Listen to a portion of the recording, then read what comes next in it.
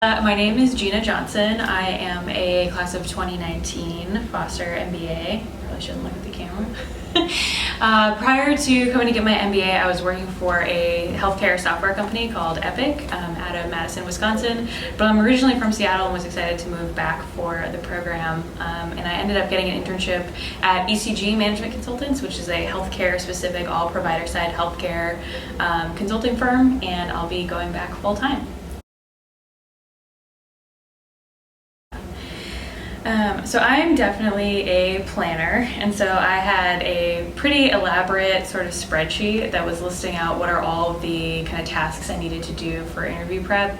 And so I had like case interviewing, behavioral interviewing, networking things like coffee chats, and also whatchamacallit, info sessions for different companies. And I basically had a target for like each week or maybe over 2 weeks how many of each of those tasks I wanted to do. And then I reviewed it with second years that I knew were successful in consulting recruiting to say like, is this enough? Is this too much? Am I going to explode? Am I going to be able to fit everything in? And I ended up talking to a class of 2018 grad, and he's like, yep, that's pretty much what I did. And so I felt pretty confident that if I stuck to the schedule and just kept going, I would eventually make it work. Mm-hmm.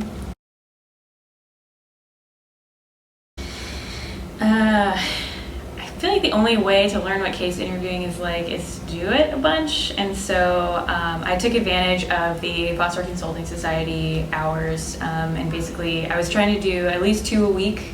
And so I did 2 a week with people who had done recruiting the previous year. You start with case starts and then you eventually get up to where you can do a full case. I also did a lot of prep. Once we kind of knew what we were doing, we could give each other cases. And so I had kind of a group of classmates where we would get together at 7:30 a.m. A couple of times a week and do cases before class. But it was kind of a nice like camaraderie building thing. I feel like some of the people that I did that with, I'm still really good friends with. So. Yeah, I think, like I said, I was a planner and I had my spreadsheet, so it was sort of just like I integrated all of the recruiting stuff into the same kind of task management that I was using for all of my class stuff. And you had to be a little bit flexible about it from week to week. Like 1 week there might be a ton of info sessions and you're like, I'm going to do all of these and I'm going to have to figure it out. And another week you might have a ton of stuff for class and you say, well, this week I'm gonna shift my focus a little bit. So you had to be a little flexible, but yeah, I think I tried to just have everything on the to-do list, constantly be prioritizing and trying to fit as much stuff in as I could while still, trying to work out and sleep and all the other good things that you should also do.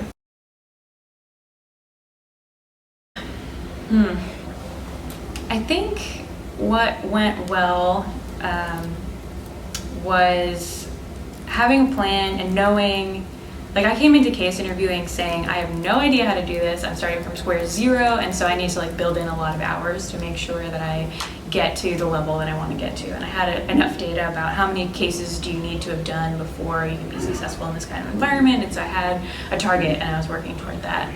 And I think I did get pretty good at case interviewing, and then I think there are some other things that's like not always natural, and like there are things I could have done better, but you get a point where you're like, this is me and this is authentic to me and this is like me performing at a high level, and if I ace it on the day then I could get it, and if I don't then I might not get it, but at least I know I prepped enough.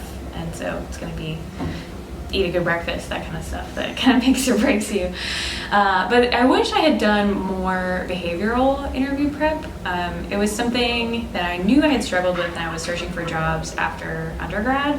And coming into this, I was like, oh, I definitely struggled after undergrad because I just didn't have any work experience. Like I didn't have good stories to draw from. And I thought that I would have better stories now, and that was true. I did have better stories, but they weren't as polished, and I don't think I executed on them as perfectly as I maybe could have. So I wish I had done some more behavioral prep.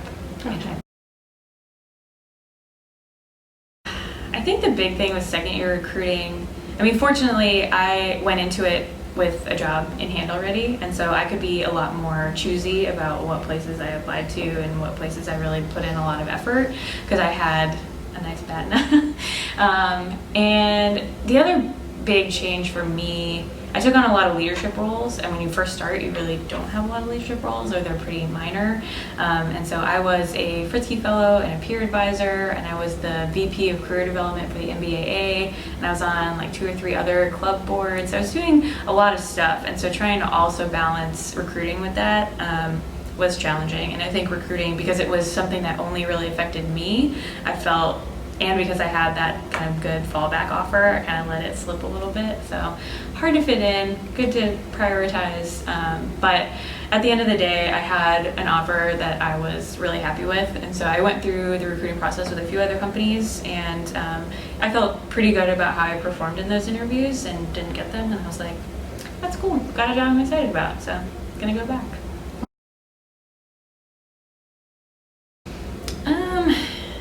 I think it's really easy, and I definitely did this, to come on campus and say, like, I have to find a job, or I know I want consulting or whatever.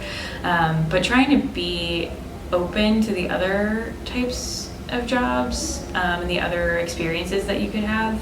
I think what you think consulting might be may be totally different from what consulting actually is. And so taking advantage of those informational interviews and talking with second years and stuff to understand, is this a path that really makes sense for me, or does it just sound really cool and really flashy? And so be honest with yourself about what aspects that you're interested in, and maybe what aspects you're less interested in, and what other opportunities might fit you better.